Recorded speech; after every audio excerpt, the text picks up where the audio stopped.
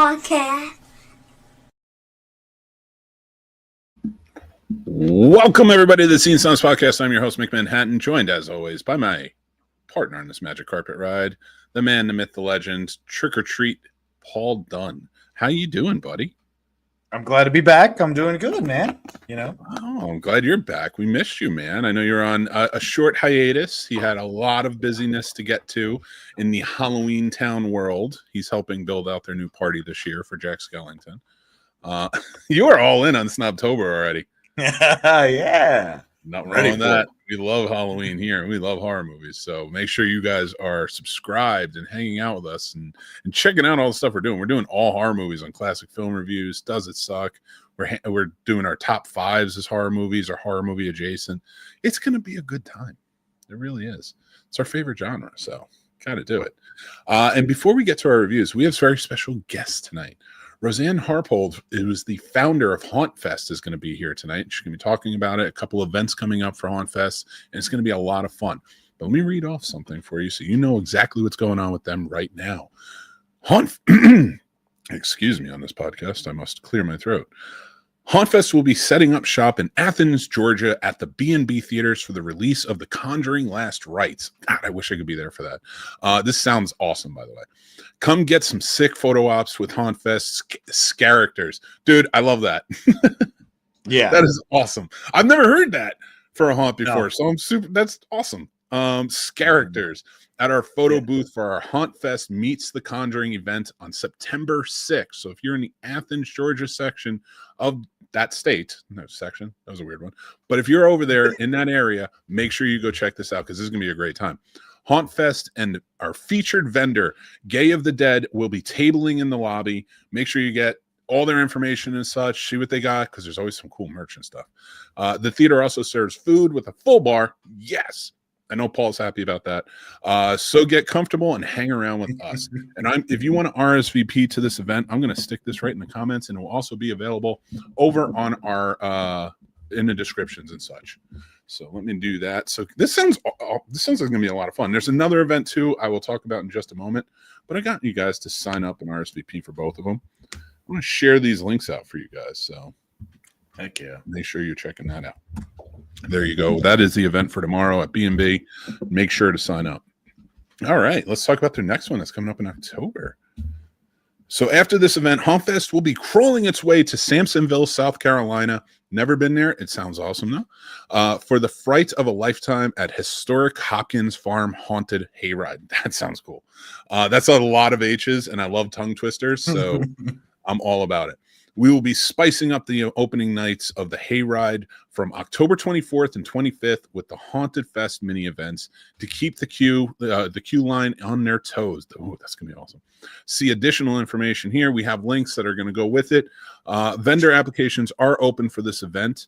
HauntFest.net. You can go check them out. Again, everything is in the description. You can go fill out for it, even the vendor link. But I am going to share the RSVP on Facebook for this event, and I think you guys should go check this out as well. And South Carolina and Georgia are not far from each other, so make sure you go out and check out both. So let me share that out for you guys. Make sure to sign up in RSVP so they know you're coming. But we're going to get started. We have a review, of course, to kick off the show, and if you haven't seen it, then what's wrong with you? Because it's the Toxic Avenger. We love it here. Well, I don't know if Paul loved it, but I know I did. Yes, he did too. The Toxic Avenger is a remake of a 1984 trauma film that Lloyd Kaufman produced. Michael Hers directed it. It is an off-the-wall, completely absurd film. Anything done by Trauma is. It is truly independent. It is truly guerrilla. And it is truly disgusting at times, but in all the best ways. I feel like the absurdity that somebody like Lloyd Kaufman sees is a way he sees his perception of seeing the world is so much better than ours. That's where the absurdity comes from. He truly knows all of the craziness that's going on in life, and he's showing it in his movies. And this one is a remake of that by Macon Blair. This was a fun movie from beginning to end. Peter Dinklage plays Toxie in this movie. Jacob Tremblay plays his stepson. Kevin Bacon's the bad guy in the film. And there's a slew of other famous actors and such you're going to love to see in this. It was filmed out in Bulgaria. and it tells the tale of a janitor at a toxic waste facility who gets dumped into toxic waste by a group of bad guys and gets transformed into the Toxic Avenger. Now, the very cool change that they did from the original movie to this is that they put a story to it. Let's be real. It's not just some bullies beat up put him in toxic waste. They put a story with a lot of heart. He is a stepfather who's trying to do the best he can for his kid after his mother passed away, and he's trying to make ends meet and work as hard as he can to get there and build that relationship. So when he is diagnosed with a terminal illness, he's doing whatever he can to try and get better so he could be there for his son.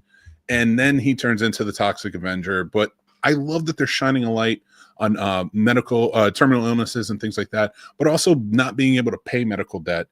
They took $5 million from their marketing budget and put it towards unpaid medical or undue medical, which pays for people's medical expenses that are getting in hand and they just can't afford at the moment. They go to help you out. And every $1 million of tickets sold, they matched $1 million. So I hope you guys went and saw this. If it's still in theaters, please go and see it. But overall, this movie added a lot of heart to it. There's still a crazy amount of absurdity. It has a cleaner look to it, of course, because has a lot more money put into it than 1984 ever did. But it's great acting in these absurd roles, and I had so much fun with it. But the heart is there. You care about Toxie. You care about everybody in this film and what's going on. And I just, as a New Jersey native, I absolutely adored seeing the Toxic Avenger come back. What did you think, Paul? I think I'm curious how many toxic waste dumps you tried to jump into to see if you could. I never did that. There are no toxic waste dumps, and there are no toxic waste dumps in New Jersey. But of course, the original and this one take place in Jersey, because that's just the joke. Yeah, well, we all know it was Staten Island. We all know it's Staten Island. But seriously, though, have you ever seen the original? Yeah, no, I love the original. So I was kind of ecstatic to see this. Honestly, when I first saw the lineup of the big name actors, I was scared it was going to be ruined, to be 100% with you, because so I kind of went in there very. I don't even know what I thought, because it wasn't negative. I just didn't think it was going to be as good as it was, because I think it lived up to the potential of the first one. The original had the almost shock value of the absurdity, right? So it was fun. The story was there, but like you said, they added enough to where you absolutely love the characters. The kill scenes were good. It was creative. I couldn't get enough of it. I was laughing half the time. But the gore wasn't disgusting. Right. It worked. It worked within that absurd framework that they were going for, where it's so over embellished and exaggerated that it works for what we're watching, for sure. We're watching a toxic waste mutant beat up bad guys, and Kevin Bacon. So like it is that I think that helped it in so many levels to add that over the top. Like in the original, there was a lot of stuff, but a lot of it was guerrilla filmmaking. So it wasn't that clean. It wasn't that interesting, to be honest with you. But yeah, no, I mean, for you though, like what you gave it a 3. I also gave it a 3 out of 5. What is it about this movie that you would say, like, you got to go see this? I just say, if you've never seen it before and you just happen to like horror, or maybe, you're not the biggest into horror, it's just a lot of fun, you guys. Like, I don't think it's one that only horror fans should be seeing, Toxic Avenger. If you not a huge fan of horror, I don't think it's, it's not The Conjuring. It's not something like that. No, not a comedy to it. Yeah. And I think it's just enjoyable. I think it's one that kind of I'm not going to say everyone can watch, but I don't know. I really enjoyed Peter Dinklage. I'm not going to lie. I'm a sucker for him. So yeah. I immensely enjoyed his acting throughout the entire thing. Yeah, I did. He added a lot of gravitas to the Toxie character. And I would actually almost say, if nobody's seen the original, because the original is way worse than this, for a lot of reasons. Got away with a lot more in the 80s, especially 84, before PG-13 came about. The original never get anyway. But I would say, like, if you watch this movie and then you're like, I want to go back and watch expect it to be different. Don't expect to be a same level story. If you're getting into that movie, I think you have to really enjoy what Trauma is and maybe start with something a little lighter before you jump right into movies like these, for sure. But I had a great time. Poltergeist. Poltergeist. They actually showed that when I was in college. Which is awesome. That's how I met Lloyd. Right. Uncle Lloyd is the man, dude. He's off the wall. He's crazy. He is every bit of absurd as he is. But like that, yeah, he showed Poltergeist down there. Yeah, it just is. It's a great community. It's a great time, and I'm so glad they got to remake this movie. I thought it worked. I kind of hope it does well. Maybe we'll get a sequel. We'll see. This already took a few years to already get done, so we'll see what happens. But any more final thoughts about this one, or? I just wish, no offense to you guys, Toxic Avengers, media team, marketing. I didn't realize they were giving money away. If I had known that I want to use my Regal Pass, I would have paid full price for a ticket. I had no idea until you just said that. And I think I can't believe you. That's a really good cost. What is wrong with you? Why would you say that? How would you know? They took $5 million from their marketing budget and put it towards charity. But they should have told me. I don't know. How are they going to tell you they used the money? You're a real jerk, you know that? No, of course. It is. I mean, of course, it's a low budget film, so the marketing for it was lower. Plus, it took a long time for this movie to come out. But the fact that they even did that or were willing to do that is just blows my mind. Like, I think that's fantastic. Shows a lot of care and love. But we have talked about the Toxic Avenger. If you want to talk more about it, we have other videos as well where we will be doing that, and you can check out. Or you can read my full review over on our Substack or Letterboxd later this weekend. All right, everybody. But we're going to get started. We have a fun time. I want to thank our sponsor of this show, I can never say their name, Lush Trowen. They are very good with their shades and their blinds and things like that. You get 20% off. The link is down below. We've talked about it on the show. You could go check out our stuff, but we appreciate you as a sponsor coming on here. They make the best shades and blinds. Actually, my wife wants to get their bamboo shades. We'll see what happens, but it is available. So we have a very special guest tonight, and we're going to be talking about some haunts because it's that season. It's a good time. And I know Paul loves the haunts. He's all about them. Yes. So how about we welcome our very special guest, Miss Roseann Harpold, the founder of HauntFest. Thank you. Welcome. How are you? Hello. I'm great. How are you? Good. Thank you so much for joining us to talk to us about HauntFest. We really appreciate it. Yeah, thanks for having me. I'm excited.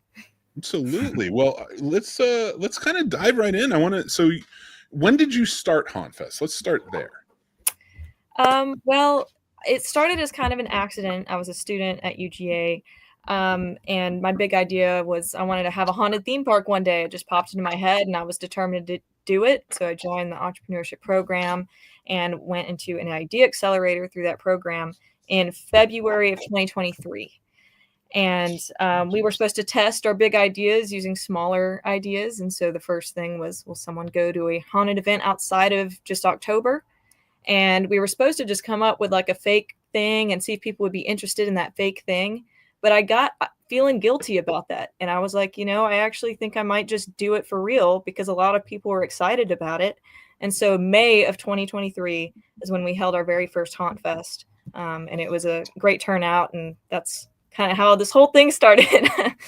That's awesome. That's really cool. And so I'm guessing you were a fan of like haunts through your life, like to be able to want to do this and for it to become a passion, right? Absolutely. My dad actually held a haunted house in our home growing up. So ever since I was, I don't know how old, a baby, he's been having a haunted house for our small local community that's been free. And so I've acted in it since I was a toddler and a creepy little girl singing lullabies and stuff. And too scary. That, and he's had Halloween parties every year. So it definitely stemmed from the family thing and nice. Looking forward to that every year. Yeah, I love that. That's awesome. That's really fantastic. You get the love from your father for towards the haunts. I do want to ask though, I know with haunts, it's very like the set dressing and the makeup effects and things like that. Is that something a hobby or skill that you picked up along the way that you were just really interested in, or stuff like that? I definitely had a blast coming up with, characters each year. I ended up kind of settling on a zombie in a nightgown. That was my kind of character in the haunt. So I would always do some sort of new makeup trend each time, and then I discovered that oatmeal and liquid latex was great for making like kind of burn scar looking stuff and just gross stuff all over my face. So I definitely got into that on the side, and would help my parents and stuff at parties to do their makeup. But I haven't done it professionally or anything. I don't want to say I'm great at it, but I do really enjoy that aspect. Yeah, I mean, it's such an important one too, and like it's becoming, like, especially with cosplay becoming bigger and bigger over the years too, and such. Like the knowledge people have. Like, I was not great at makeup effects. I'm not gonna lie. It was never one of my strong suits, so I just always admired it from afar. So, how much of the practical effects did you have to study to get into even building out, some of these effects in the set dressing and some of these effects that are makeup? Oh gosh. So much, right? I'm not quite. Can you rephrase that question? Sure. Yeah. Absolutely, I get it. I ask them weird all the time. It's so like you had to like I guess kind of go with running HauntFest like this and having all of these events. Yes. How much studying did you have to go into like the like how the set dressing at a haunt works, or the makeup effects and such? How much did that go into for everything? So I will back up just a little bit with the HauntFest thing. So we do have typically a haunt at every one of our events, but our primary event is like a big party. So we have vendors and music and snakes you can hold and kittens in Halloween costumes and all of that. So the haunted attraction is kind of a side piece. It's a big side piece, but it is, kind of an attachment to that. And so as far as the haunted attraction goes, just from doing the one at home, I learned a lot. We do, like at home, we've done some fun tricks, like with a Ouija board, having magnets underneath to spell people's names that are in the groups going by. And Nice. we've had clowns on zip lines that would come down at you and stuff like that. But with HauntFest, it's a little more difficult because all of our events are temporary. I mean, it's just for a weekend. You can't really build out near as much as you could in a full permanent haunt. Okay. So there's been a lot of trial and error with that, because some venues, it's just an open field. What do you do with that? It's like you have to come up with some sort of structure. Either you build something, you hang black plastic, you do whatever you can. So there's been a lot that I've had to learn kind of on my own. And I have reached out to Leonard Pickle a couple times asking kind of some advice because, he's great at that. But yeah, every venue is totally different. I have to start completely over mostly each time that we try to do it again. So sorry, that's kind of a long-winded answer, but No, I appreciate that. How much planning and preparation, like how far out do you start? Like, I guess what I'm wondering is like, so like B&B theaters, you get asked to come and do the Conjuring, which by the way, characters is amazing. You get asked to come and do the event, and so you're setting up. I love the idea of like you're making it sort of a party, like having people come out. It's like a festival, and I love that idea. That's the way it should be, in my opinion. But like, when do you go to B&B and you start planning? Like, I would imagine you have to go there early, start looking at things, see what you can do and stuff. Like, for any type of typical event, like how far out does planning go for that? So for any of our large festivals, which B&B, this event is just more of a promo thing. It's just come hang out with us, meet everybody, get photos, learn about our future events. Same with, we have a haunted attraction event in February on Friday the 13th. That's similar to that. So for things like that, you don't really have to do a ton of pre-planning. I mean, there's maybe some decorating involved and preparing the actors and everything. But for our big events, the festivals, which those are going to be starting again in 2026, we've got 2 already in the books that I can bring up. But I start planning at least 4 months in advance. Now, as far as going to the venue and building things, that's totally up to what the venue allows us to do because, we don't own the space. And so some of them are, functioning all the time. And they're like, you only have 4 days to set up. And then we panic and we try to do everything in 4 days. Whereas other venues are a lot more laid back and you can go in, 4 weeks in advance and start setting up. But as far as the entire thing, at least 4 months in advance, preferably more than that. But so to talk about the B&B event, which is going on tomorrow, B&B Theaters, again, Athens, Georgia, for anybody who's looking, the link is in the comments, and down in the descriptions. Something like that, which now you're going to be at a theater. It's Friday, it's Saturday. It's going to be very busy, I'm sure. How do you see it sort of playing out, like with the scaring characters? Are you going to be in the theater? And I'm not asking for any particulars because I want people to be very scared. But, like kind of how do you plan that out in the theater? Like what do you look for? How many people do you bring when you're prepping for that? So for this particular event, we've done an event with them in the past. It's very similar for the release of the Exorcist movie last year. But essentially, HauntFest has our little information table. So for people who want to learn more about our events next year, you can go there, get merch, all that stuff. We'll have like a cornhole game that's themed for HauntFest and just, silly little things like that. But then we have our characters come and, however many are available. And this time we've got quite a few coming that are going to all be in the lobby. So as soon as you walk in, you're at risk of being, scared. By any one of our actors, and they are good at hiding as well. So even just walking through the lobby, you're going to be on your toes, and there's no way you can miss us. Oh my God! But there's a hallway, between the lobby and going to the movies, and I can imagine that there will be some action in there as well. Do you think you'd be getting some of the goers for other movies outside of The Conjuring? Yes, in fact, last year when we did this, there was also a release for a children's movie. I don't remember what it was. It was like, I don't know if it was Trolls. It was something. So that was interesting. But they will back off. If you are obviously bothered by it, or if you have very small children, they understand. They're adults. So we have an agreement there. But otherwise, you might get a little spooked unless you say something, if you need to say something, say something. We're not trying to, get into anyone's personal space, but listen, that's respectful. I can name many haunts where that didn't happen to me and I didn't like it. Well, that's why you're asking for it a little bit. You kind of went in there. They like to torture me. I don't know why. I'm the big guy. But with something like this, like, are there different themes each time? I know you guys have sort of set characters as you've come up with. But do you, when you're planning this out, do you plan out like, okay, we're going to Conjuring, the Last Rites, maybe not those characters, or maybe they are, or is there like a theme to it, what you're going with, when you're planning this out, I guess, ultimately?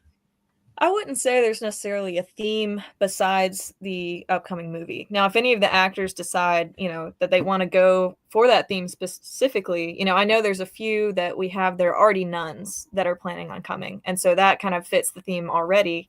When we did the Exorcist event, my dad actually came and was a priest, and he had Molly the zombie, if you're familiar with the hand puppet zombies.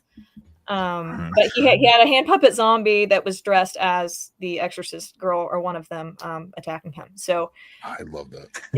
We try to theme it, but also it's one of those events that's volunteer for our actors, so they just come to have fun. And if they have their own character that they usually are, I don't want to push it. That they're coming, they're scaring people. That's all that matters. They're great for photos, so it's going to be a blast. Well, actually, to kind of jump onto that, tag onto a little bit and talk about the festivals themselves when you're doing them, is that one that do you incorporate themes in those more when you do them, do you think, or is it the same? The festival part itself is not necessarily themed, or at least we haven't done that unless it's a holiday festival. So we did HauntFest Christmassacre last December, and that was all Christmas themed. Okay, But cool.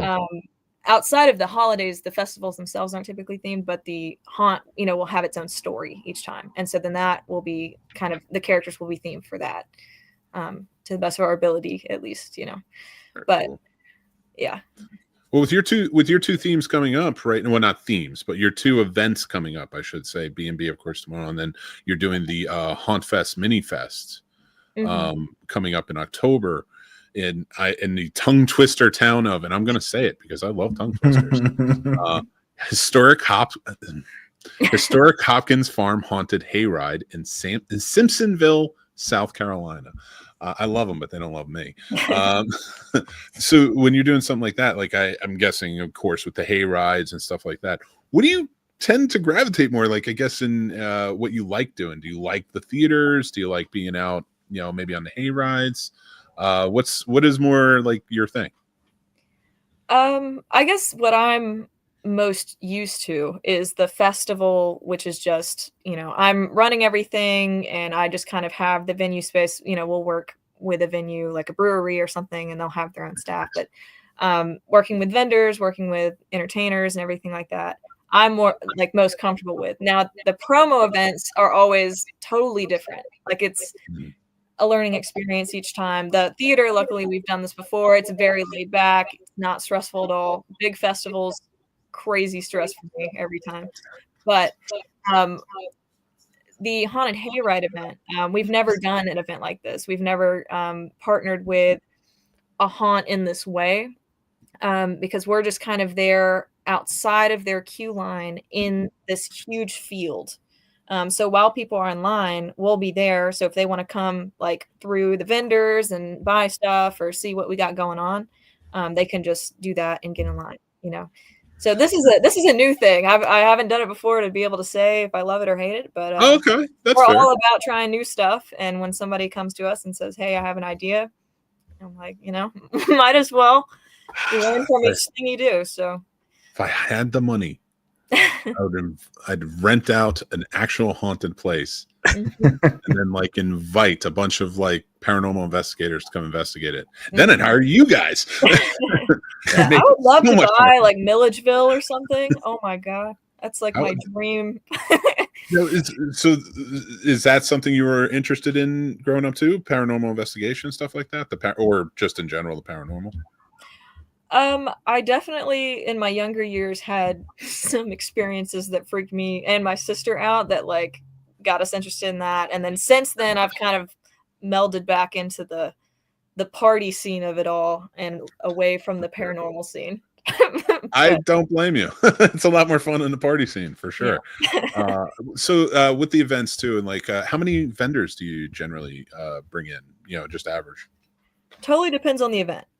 So anywhere from 30 to 100 so far. Wow, okay. That's awesome.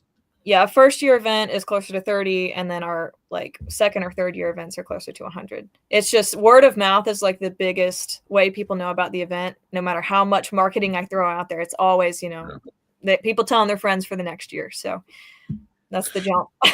Is there any, so going from event to event and always getting ready for the next one coming up, is there any type of like things you want to build off of as you go on? Like, are you like, I want to be scarier next time, or I want it to be maybe more party mode or things like that? Like, what are things that you like, you see and maybe have to hit the gas on a little bit more after an event that you kind of go towards?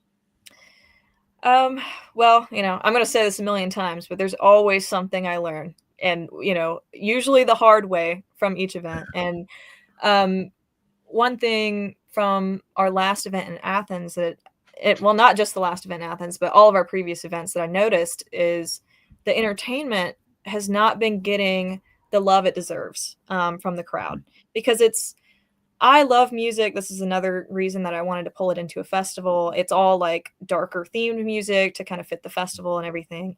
But by the end of the night, it's like the people are there for the vendors more than they are for the music. And so they don't really have people listening to them. And it feels icky. I don't like that at all. And so, for instance, for this upcoming year, from, let's see, 2 p.m. to 10 p.m., I believe, will be like the market. And there will be music and, because that's just part of it. But from Yeah. 10 to midnight, we're going to do a Dead Man's Party event. So then it's all focused on the music. So the vendors Boingo, leave. boingo, baby.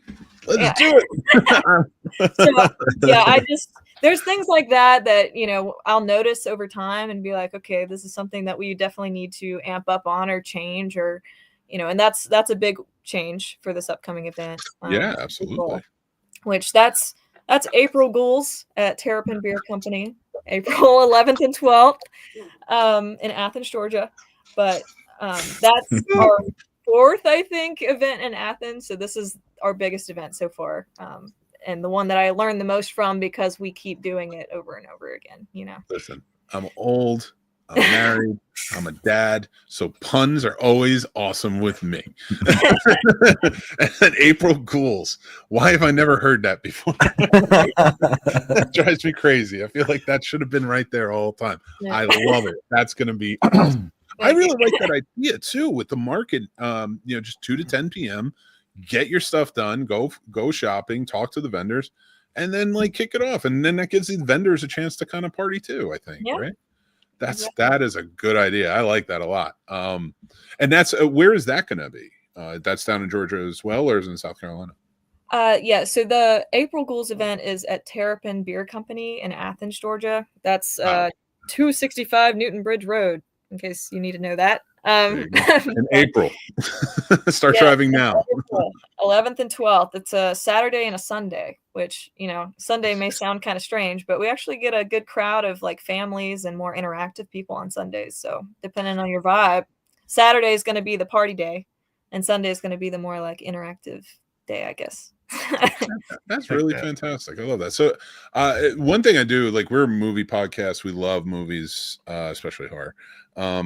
And we're going to talk about some of our top 5 movie characters at haunts that we've seen and we like, or we've been scared by. That's my list anyway. For you, again, you're going, I know you don't like to push any of the volunteers to have to do a certain character, but are there certain characters from movies you like to incorporate, or you're fans of, that you might want to bring in someday? So, we have several. Okay, the ones that I've been thinking about, we have most of them that come to our events already, and I think they're very fitting.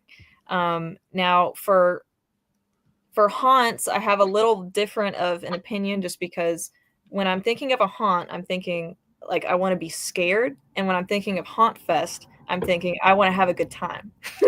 Yeah. So, but I love a good Michael Myers, and in a haunt, I love having. It's a great opportunity for faking out. You can have dummies of Michael Myers, no one knows, and then one of them's real. I love having that kind of aspect to the fear factor, and that's a great character to do that with. Simple too. That all works really well. Yeah. No, not simple of a character point. No. I was just I've just never thought of that. And it's a mask and overalls. You can you can get a lot of that. And I think the ghost face are good for you're trying to make 5 or 6 mannequins dressed up. That's a good costume. Jason has different looks and everything.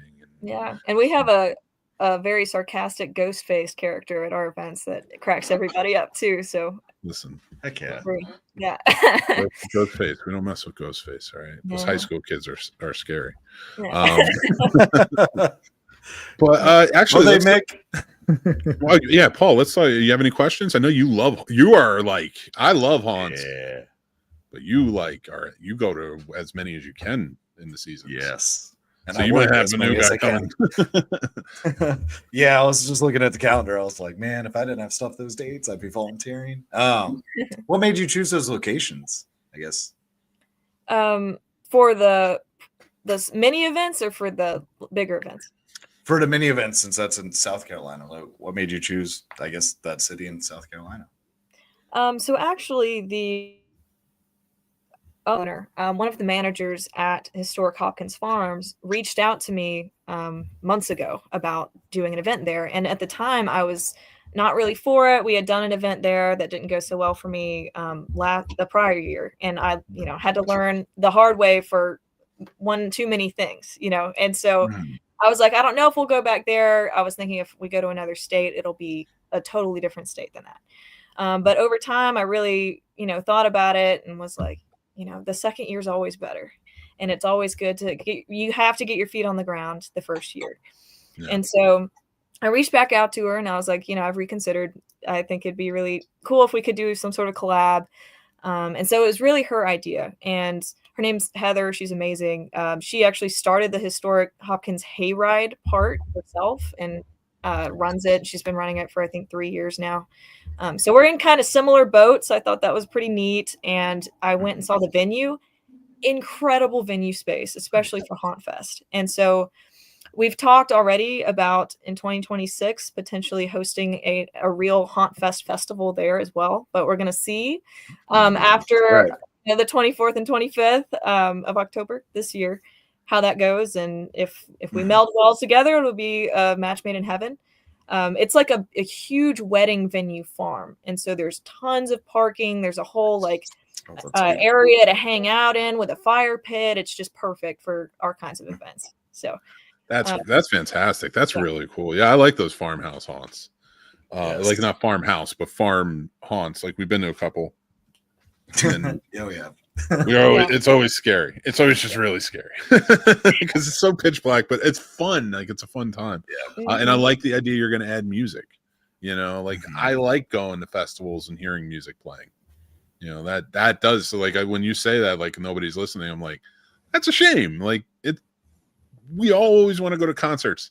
Why does nobody stop to watch the bands, right? Yeah. Although I'm a 90s kid, so that's pretty much all we did for fun.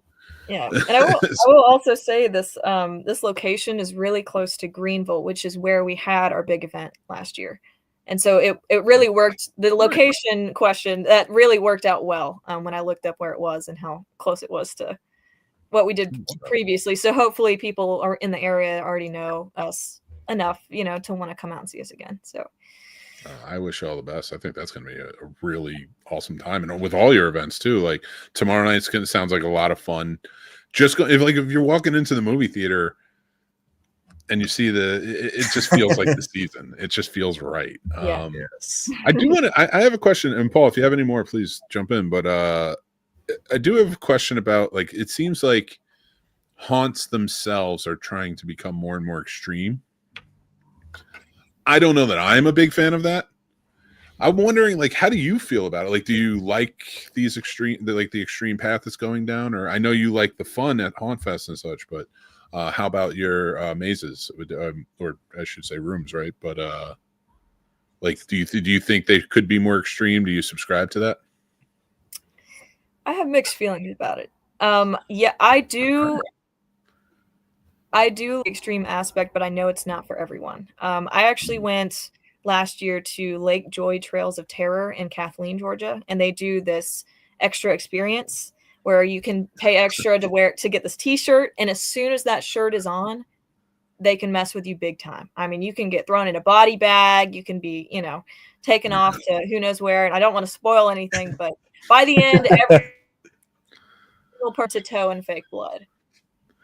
Yeah, that we did one of those in North Carolina a few years ago, and we were asked to come down and like record ourselves going through it.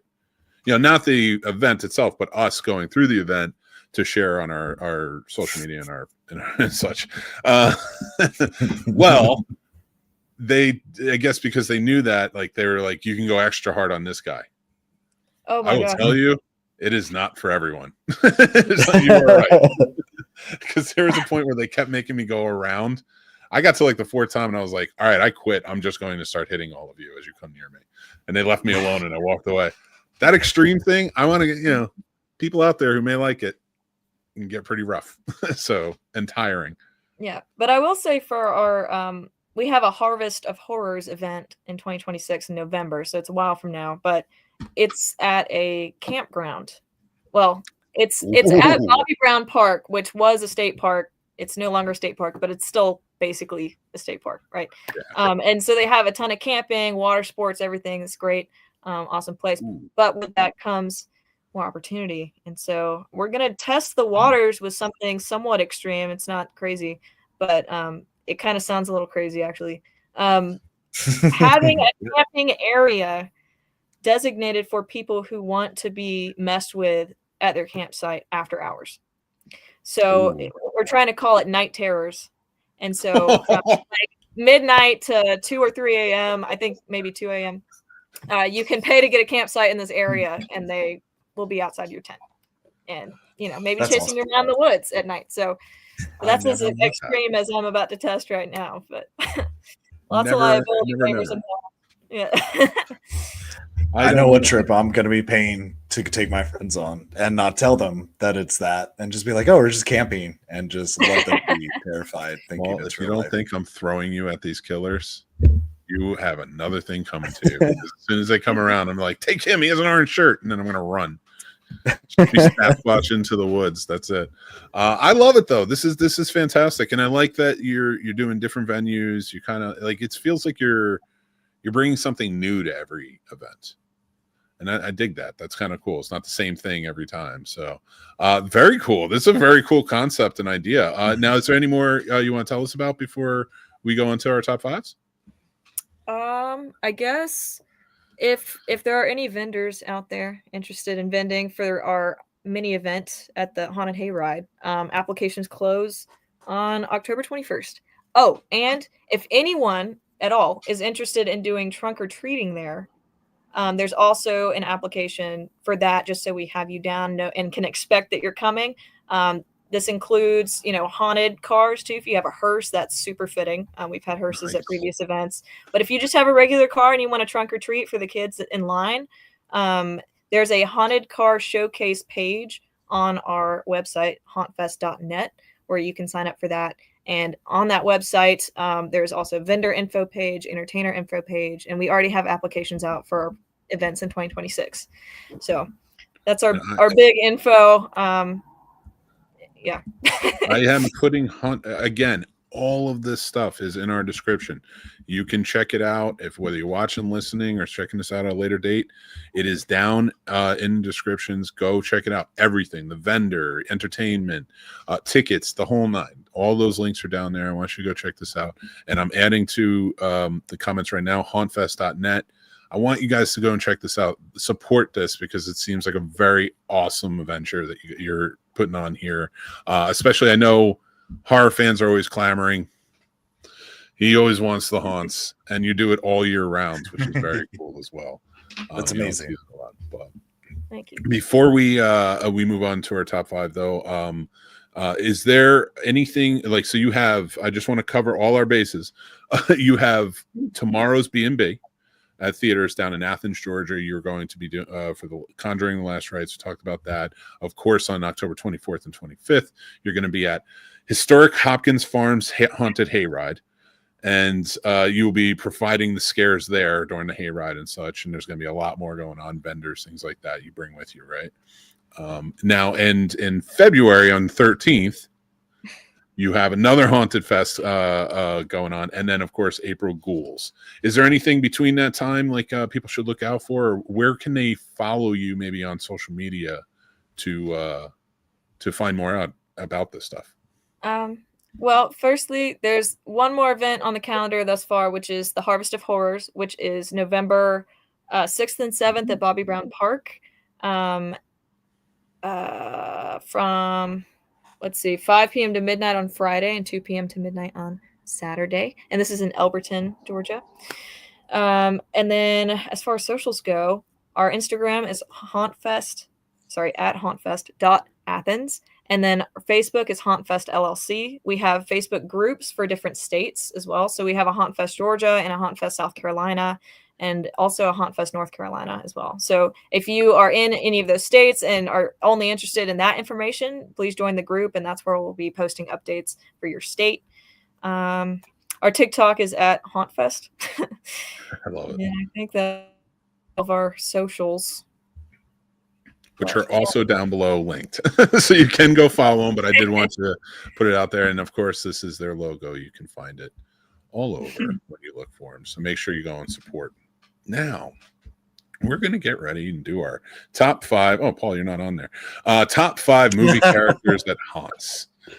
And this is where we have a lot of hosts here. He's our main, one of our main hosts, but the other guy was there filling in last week.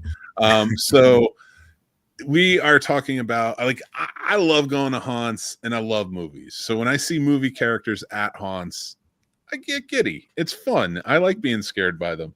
I used to go to Halloween Horror Nights quite a bit back in the day when I lived in both those states, but they're showing up more and more now. And I thought it'd be fun to kind of share some of our favorites that we've seen at haunts going around the line. Roseann, we're going to have you start off with number 5. What's your number 5 movie character you've seen at a haunt? All right, so I'm going to go with Michael Myers for the reason that I mentioned before, because I think it is really neat that you can do the pop-up scares and the dummies with Michael Myers. So that's my 5. Cool. I love that idea. Yeah, that's a great idea. Paul, what about you? What's your number 5? You know, I haven't seen it that much at a lot of haunts, but I like going old school with it. So I enjoy a good Frankenstein. He's just pitter-pattering back and forth, slowly just walking around. Now, do you like classic look Frankenstein from the movies, like behind you, or any type of variation can they do? I kind of like the one behind me, or even like the dramatic one of him in green, you know, just some kind of overly tall. You're a real snob, you know. Guy. There's a lot of Frankensteins. Yeah, I'm just letting you know. Except the Frankensteins. Mine actually, I picked mine with a little bit of a parameter that, like, these have all scared me at haunts. Harry Warden from My Bloody Valentine. He was at one of the Halloween Horror Nights one year, and he got me real good in the woods. So that's why I'm not too keen on your woods idea and your camping. Too much for me. But yeah, one of my favorites and very cool. All right, what's your number 4, Roseann? So I'm jumping up to Jason next for a very similar reason, but also for some reason, when I see a Jason versus a Michael Myers, he's like a little bit more intense.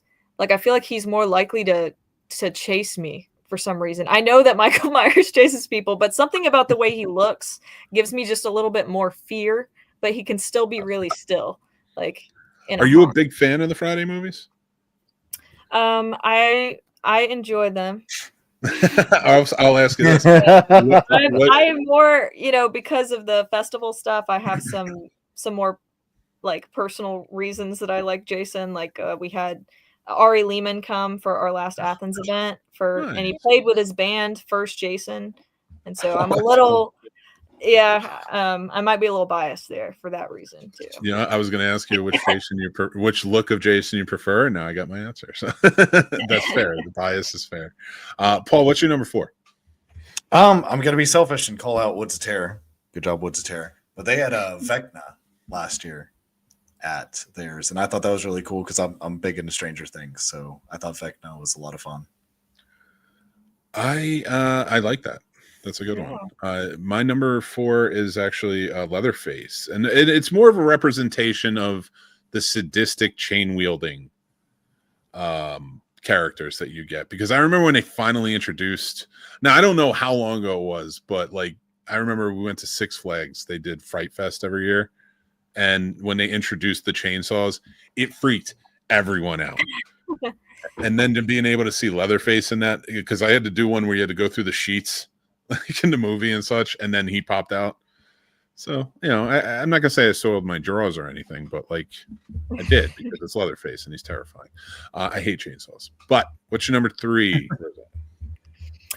So I put down The Crow, and this is purely like for me a visual thing, and also the fact that he can be really fast. So we have someone with HauntFest who does a crow character and just sprints at you. And I love that. I mean, it's so terrifying, even if they're not dressed up, for someone to be sprinting at you, you know?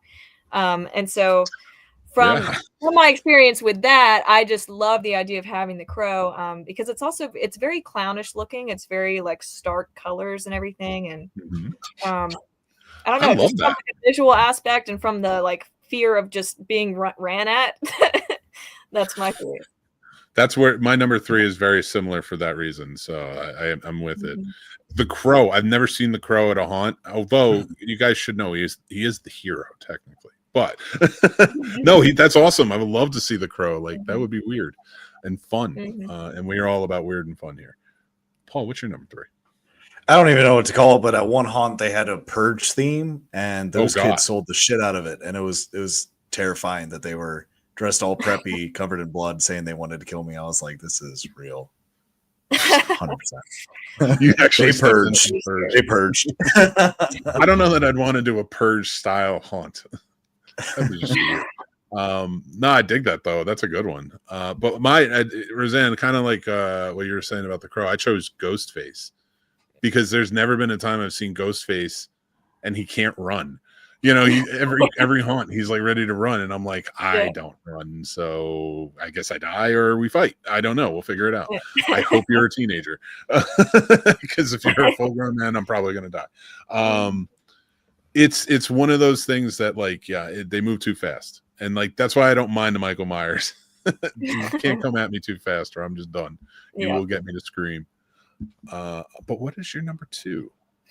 So my number 2 is actually Leatherface, because I'm all about the gore and I don't know. I love the aesthetic. It's kind of messed up. I love the aesthetic of like, because I'm from a small southern town, okay, and I look around at some scary people sometimes already, and it's just so much more hitting home with a character like Leatherface.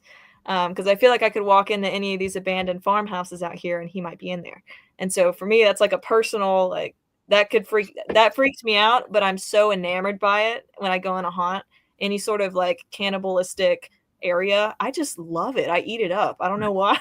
But hopefully not literally. No, that's a great choice of words. But no, I mean, that makes sense. Like it is. That's very cool too. That's dressing that makes this, the Sawyer's house and stuff. I've seen it in certain haunts when it comes to Leatherface. It's such a cool it's a cool atmosphere for it. And I think that's why those movies work so well. But Paul, what's your number 2? I was pleasantly surprised at a different haunt. I think maybe last year. They had Art the Clown, and they didn't announce it or anything. You just turned a corner and he's just there with the trash bag, and they did a really good job on their makeup, and that kind of, I was like, hell yeah, it's about that. Yeah, that's another one. That's definitely another one. Just because but cool gore effects in those movies for sure. Mine is again one that freaked me out. The movie freaks me out, and I've been haunted by him in a haunt. Sackhead from The Strangers. I think it's creepy. All right. I don't care what anybody says. It's one of the creepiest looking masks in movie history. All right. Let's get to our number 1s. What do you got for me, Roseann? All right. My number 1 was actually Art the Clown. We do have also an we did at our last Athens event, an Art the Clown that just blew me away. I mean, the fear factor just looking at him from a distance, like he didn't have to even meet eyes with you, but it was just scary to see him. So just thinking about being in a haunt with an Art the Clown, which I've never been in a haunt with an Art the Clown, but I imagine it would scare the crap out of me. Yeah. I mean, in a good fun way, but also, my God, and when you're safe, it's fun. Yeah. With Art the Clown, it's like, I don't know if he exists. This dude's doing everything these days. He's everywhere. That's definitely a character right there. That's a good choice. But oh man, no. I don't want to. I'm luckily have not seen him yet in haunt, but I'm sure I will soon enough. What do you got for me? What's your number 1? Paul? So I'm gonna go with Michael Myers, but I'm gonna tell you because I worked at a haunt, right? This Michael Myers, I never saw him out of costume. He just show up, and they pay him somehow, so they knew who he was. But he just stand in random places the whole time. Like even as someone that worked there, like you could be going to the bathroom and he's just standing right in the doorway. Never said anything, never talked to anybody, and he'd just be in random places the whole time. Like you'd be going to your car, just be standing right there next to your car, just chilling with a knife. And I was like, I don't know if you actually work here or you don't, because yeah. And I have no idea who you are. That would be very unsettling. When I went to see it at the drive-in, the second one, they did a double feature when the second one came out, and Pennywise walked around and just looked at cars. Nah, I'm good. Mine is a little unconventional for my number 1. It's from a movie I think is great, but I don't think a lot of people see it anymore, is Dead Silence, and that's Mary Shaw. I was in one haunt with her once, and they had all the dolls out and everything, all the ventriloquist dolls and stuff. And she was such the actor they put in this role for this haunt was fantastic. She was just kind of lingering until it was time to come out of nowhere and then like show up out of the shadows and freak you out. It was wild, and it got to me. So she's my number one, Mary Shaw from Dead Silence. Thank you guys so much for doing the list and hanging out and having a fun time. I love that list, Roseann. That's fantastic. And I appreciate you being a good sport about it, because I know when I asked for it, I'm like, this is a lot of words. Like, I don't know if I'm asking this properly. But no, very solid list, and we appreciate it. And we really appreciate you coming on and talking to us tonight about HauntFest. And is there anything before let us know if there's anything you want to kind of put out there, about HauntFest? If they can people, sign up now for vendors. Of course, you've let us know. We talked about that. Entertainment. Is there anything else that you have open right now that people can see if maybe volunteer or work for? Yeah, there's also general event staff, volunteers. We always need those because people always jump on the scare acting, which is awesome. We love our scare actors, but also we barely get any event staff. So we're in great need of event staff for every event. We could definitely put you to work. And it's a great team. We all love each other. We get snacks and drinks and all the stuff, and bring your friends. And then scare acting as well. So our scare actors have an application. There's a job applications tab also at hauntfest.net. Pretty much everything you could ever need to know is on hauntfest.net, unless you want to see our like vendor highlights and event highlights and stuff like that. That'll be on our socials. Yeah, and that's all down below, like I said, and we'll be sharing that out on social media and such too. Go support this. This seems like a very awesome venture you're on, and I want to see you keep going, because haunts are special and they're important. I believe that as a horror fan. But before we let you go, I have to ask, do you have any, and it could be any genre, it doesn't have to just be horror, or it could be all horror, whatever you want. Do you have some recommendations, movie recommendations from you to us and our audience that we should check out? Yes, I will say that I made a list of 4, and you probably know most, if not all of them already. But I'm thinking of just some that I know and love. Pulp Fiction. Love Pulp Fiction. Classic. Quentin Tarantino movies in general. I love it. Like I said, I love the gore and I love humor. And so the combination of the two is just fantastic. Natural Born Killers. I just saw this somewhat recently. Tarantino written. Yeah, I thought it was super cool. The way that it's kind of filmed from the main characters' perspectives, almost in their insanity. It's like you share their insanity with them until a certain point that things become clear. And so I remember first watching that movie and being like, what's going on? And then it just kind of feels more sane, but also less sane the more you watch it. It's just a really interesting watch. If anyone hasn't seen that. Tropic Thunder, also classic. Silly War. It's one of those that's a little sketch, but I love it still. And then Bad Times at the El Royale is one that a lot of people, when I bring that up, have never seen or heard of, but really enjoy that. It's got a Hemsworth in it, if anyone's into that. But it has Cynthia Erivo. She plays the Wicked Witch in the Wicked movie. She's in it too. She's fantastic in that movie. She is. Lewis Pullman was really young in that movie too. Bull Pullman's son, who just was in the Thunderbolts. So like you have a lot of emerging talent in that movie. Like Chris Hemsworth is like, even Dakota Johnson when she was young is in that movie. Like before, the big stardom started to come for all of them. I think Hemsworth was like the biggest one at that point. Yeah. But he's like not even like, he's a good character, but he's not that important to the story. Yeah. I love movies that are all like, here's the stories of individual characters and how they connect. And this is one of those that's just one of those mind-blowing kind of movies. Nice. I love that. But being a Quentin, I love those. Those are amazing recommendations. Thank you. First of all, anything Tarantino for sure. And also, if you've never seen it, and I'm sure you have because you're a Tarantino fan, True Romance.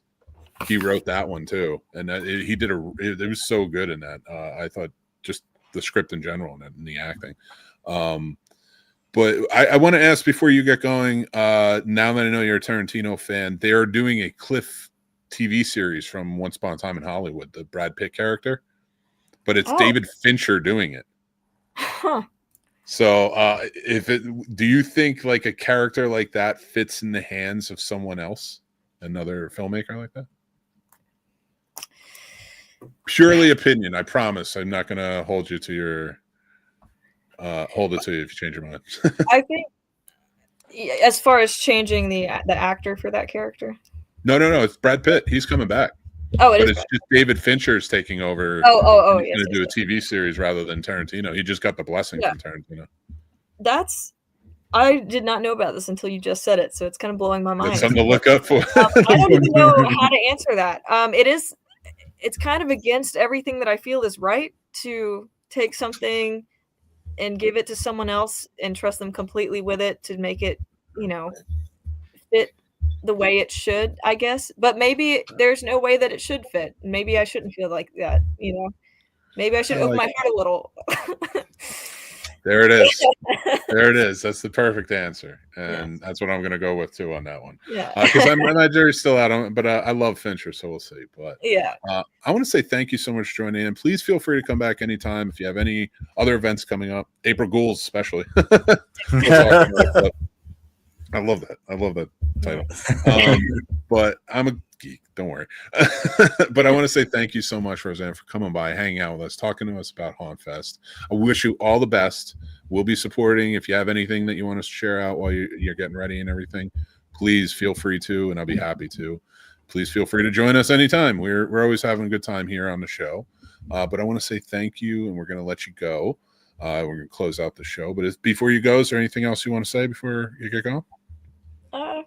Not really. I guess just thank you guys for having me. It's been a blast talking to you guys and everything. And also happy haunting, everyone. I know that's about to...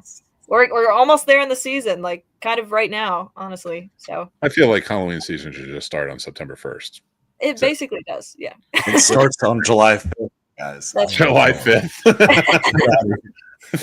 For us, it starts on January 1st. So we're all year round. You guys, Halloween's all year round for HauntFest, and that's the best part about it. So go check out HauntFest.net. Like I said, all the links are down below. Follow them on social media. Make sure you keep up with everything they got going on.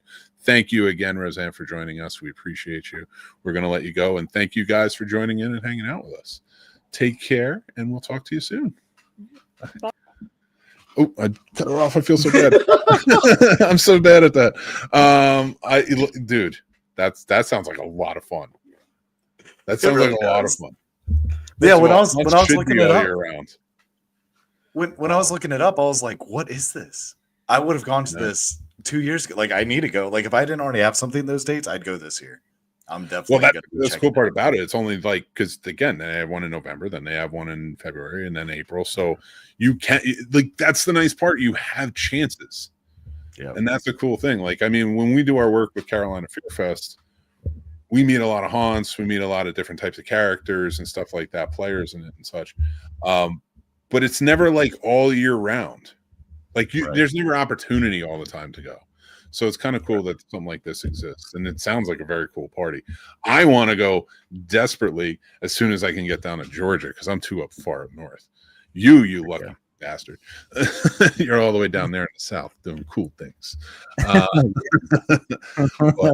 we're gonna get going on to our final segments of the night. And of course, that's the Mick's movie picks. But for the next 2 months, it's actually Sturdy's movie picks. He's supposed to be on this one.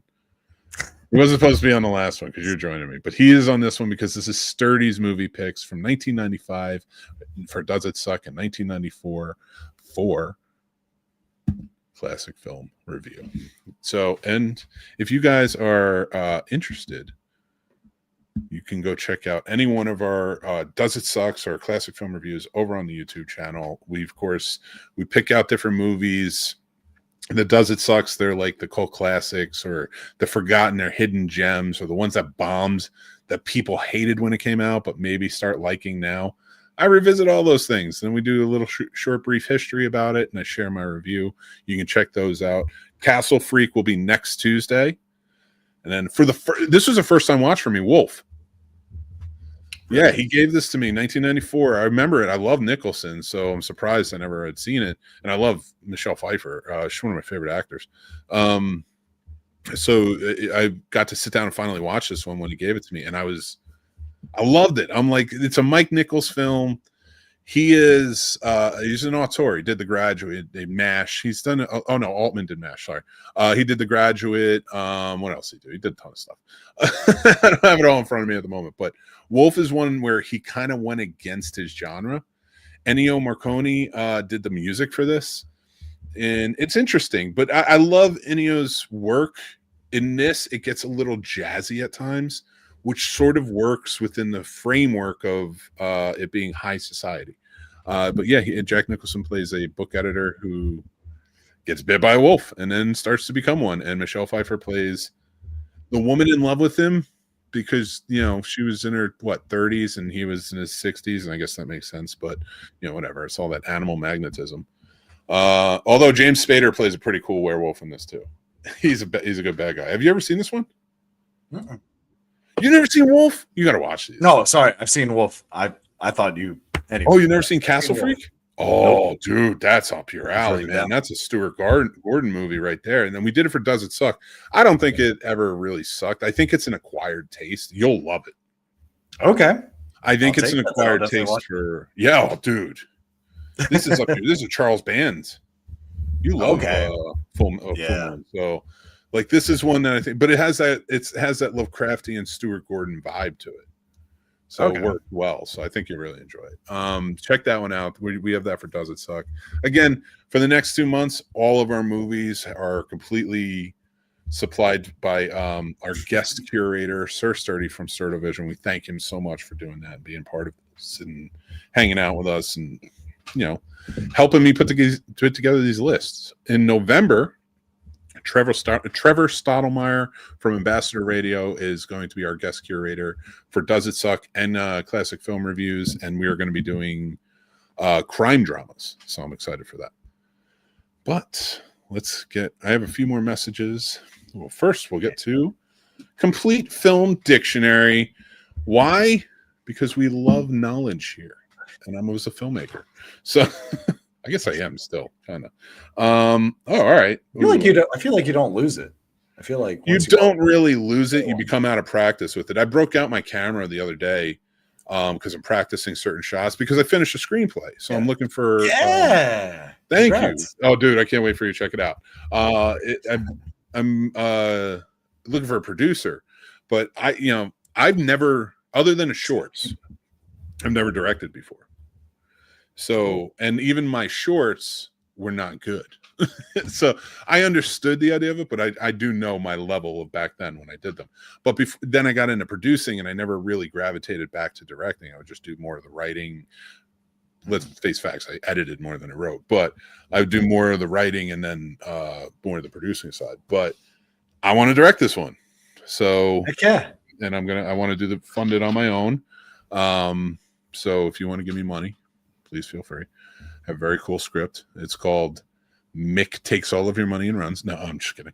That's the worst way to get funding for a movie. What's the title? I'm going to steal this and run.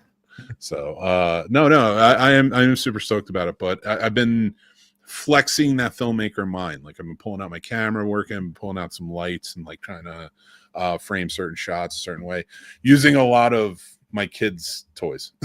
That's like subjects, because I don't have like all the characters and such, with actors. But anyway, is there anything you want to learn before I pick something out randomly? I know not that I know off the top of my head. So yeah, I'm sure that's coming in the next few months. Don't worry. Oh yes, it is. So many more questions. Well, I've talked to everybody. Oh, dude, feel free. I'm happy to talk about it. I don't get to talk about filmmaking as much anymore. I talk a lot about movies because of what we do, but on the other side, I don't really get to talk about the filmmaking of it. I'm going to go with something a little shorter, but I think it's important, and that's micro cinematography. There's micro and there's macro. We're going to do micro this time. The photography of very small objects by means of a microscope, also called I can never pronounce this right. Cinemacrography and cinema photo micrography, and these are all dated terms. Just really focus on micro cinematography. It's an interesting. It's not used often. We have seen it. I would say the most prevalent we've seen is probably the 60s and 70s, where we see those shots where they're kind of like shooting really small things through a microscope. It is not. It's a niche thing in movies. I'm trying to think of a good. You know what? For the next episode, I'm going to come up. I'm going to get some frames for you, so that way I can show you sort of what I mean. But it is one that's interesting. It's something that if you have it in your movie and you're really trying to show something, it can be effective in the way you frame it. So we'll talk about that more when I have some actual examples for you. But I'm glad I did pick that one because I do want to practice it now myself. But like I said, guys, with that, of course, Does It Suck next Tuesday is Castle Freak. Next Friday, we will be doing Wolf for Classic Film Review, but there's something we need to talk about, and that is the Family Drive-In, which is a local drive-in in Stevens City, Virginia. They're having some trouble. The owners want to sell the land on them, and that could mean certain doom for this wonderful drive-in that's been around since the 60s, and they are an awesome place. This weekend, of course, they're going to be doing their Up All Night marathon and so, or no, they just did their Up All Night marathon. This one, they're going to be doing Jaws and Bad Guys 2 and The Conjuring and Weapons. I think I'm going to go see The Conjuring 4 at the drive-in and support there. And of course, that's another look at it. It is a gorgeous theater. It's a lot of fun. There's a lot of history there, and they're in a lot of trouble. They need to raise a certain amount of money. So I'm going to be from now on, and we're going to be talking about this on the shows. We're going to be trying to help them out. We're going to be doing a fundraiser where we do Back to the Future Part 2. So we are going to be looking for actors. It's a script read. It's a live stream event where we do it for charity under our Casters for a Cause banner. If you guys know anything about like the charity events we've done long live streams we call fundathons. We've done script reads, and we're going to do Back to the Future Part 2 because we did Part 1. That's going to be coming up in October, either the 17th or 24th. Still trying to work it out. Again, we're looking for actors, things like that. But we're also always looking for people to put out the word of mouth. This is all going towards Family Drive-In. I will be sharing out the links so you can donate. They also have a merch store that is all going towards raising funds for it as well. So you can go check that out. Super stoked for this. I love the Family Drive-In. And you guys should too. Go help them out. Let's keep the cinema alive, right? Especially drive-ins. But how about you, buddy? You got anything you want to add before we get going? I wish I knew more of the details. So at the car wash I work at, we just did school supply donations for them. And I know one of the administrators had brought up, it really helped because it sounded like it wasn't even budget cuts, like teachers have been laid off or something bad, and I'm sorry, guys, for anyone who's actually a teacher. But anyway, I know it's not good. If you know a teacher, help a teacher. If you can, help school supplies. I know I said it last week, but I'll say it again. If you can afford just to buy some pencils or glue sticks or anything to help the schools out, do what you can, if you can, because I get not everyone can. But if you're able, you absolutely should. Yeah, and I mean, any little bit helps. A lot of teachers have links that you can go and donate to so they can get supplies as well. Even just sharing that stuff out means a lot. Something like HauntFest, helping them out. Share the links when you see them, when we post them. Like Paul's saying, we'll even add some in there if you want to grab me some links. I'm happy to start sharing stuff out. I do believe in that. I think teachers need help. They're doing the best they can. And it's a high-pressure job. It really is. You can't take care of 2 kids for 12 hours straight. They take care of 30. But yeah, no, for sure. And, again, the Family Drive-In, they could really use the help. They're trying to raise the money so that way they can own the land and they can start doing it. They're going to be having some big charity events coming up. So, and we'll be doing one too. So make sure to be on the lookout for that. You got to follow us, you got to subscribe and hit that like. So that way we know, when everything's coming out, what's going on, or that notification bell, I should say, but hit that like too. All that stuff really helps and we appreciate it. Thank you guys so much. Anything you want to add before we go again? I know you want to add your little. Keep watching, keep listening, keep loving the magic of movies. I like that. Don't make fun of it. I like when you say that. That's why I like expect it. Like not expect. I shouldn't. That's rude. Yeah. But that's why. I expect it. I tell you, you said. I remember the first time you said that too. We were live, and like I forget who we were with. It was me, you, and somebody else. And I was like, Paul, you got anything you want to add? And you said that, and I was just like, that's awesome. I was like, that's different. And I missed it the past couple of weeks, so I'm putting a light on it. But thank you guys again so much. Thank you for joining in, supporting the Scene Snobs. Please share it out. Give us a like. Give us a subscribe. That helps us on the YouTube channel.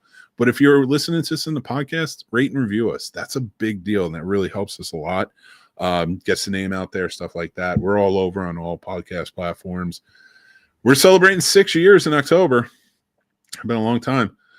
October 6th is our 6-year anniversary for the Scene Snobs podcast and the YouTube channel.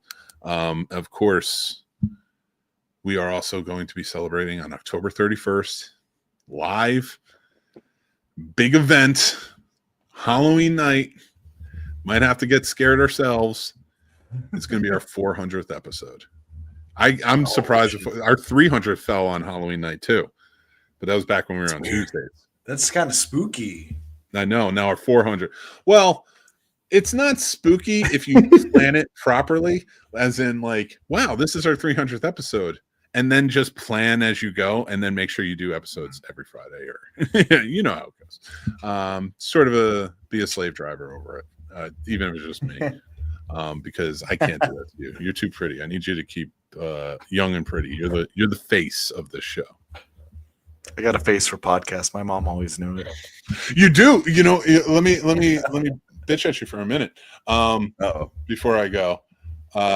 You know, when I say, "Hey, Paul," or I say something and then you're like, and you point at yourself. Yeah. Podcast listeners don't know you're doing that. But I know. there's a pride. I'm like, I was pointing at myself right then, you guys. You're going like this. I'm like, you know what would help in this moment if you just said, "Oh, I like that," or something. But whatever. I'll get better. Or I'll just say I'm pointing at myself. You have a face for podcasting and a voice for silent movies. I went there. All right. I keep picking on Paul and I can't do it. His face is too adorable. I want to say thank you guys again. Watch, listen, hang out with us. Stay snobby, stay classy. And remember to take care of yourselves. That's important. Be kind, rewind. And I will talk to you next Friday.